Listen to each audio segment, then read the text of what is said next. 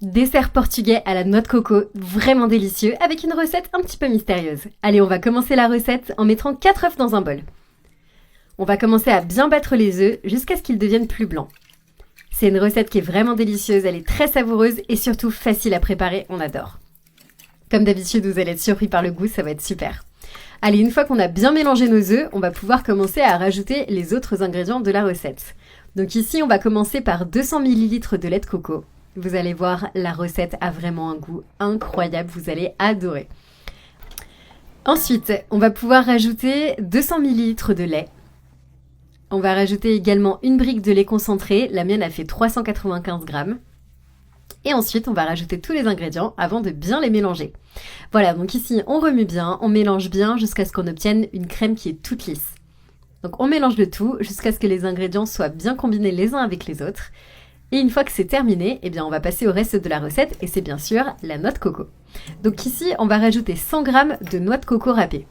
Ensuite, on va ajouter de la noix de coco en flocons qui rendra la recette encore plus savoureuse, mais qui contient un petit peu moins de sucre, donc ce sera absolument parfait. Alors moi, j'ai appris la recette d'un couple portugais et je vous assure, je ne l'ai jamais oubliée tellement elle est simple. J'adore préparer ce dessert pour la famille et tout le monde l'adore vraiment, ça va être sublime. C'est une recette qui peut être servie aussi bien par temps chaud que par temps froid et vous allez vraiment me remercier de vous avoir appris cette recette à mon tour. Allez, une fois qu'on a bien mélangé le tout, c'est prêt. On n'a plus qu'à réserver et à mettre de côté. Maintenant, on va prendre un grand bol et dans ce bol, on va pouvoir rajouter une bonne grosse quantité de beurre ou alors de margarine, vraiment c'est comme vous préférez. Moi j'ai pris du beurre pour le coup. On va bien étaler pour bien graisser un plat en verre. C'est un dessert qui va au four, vous allez voir.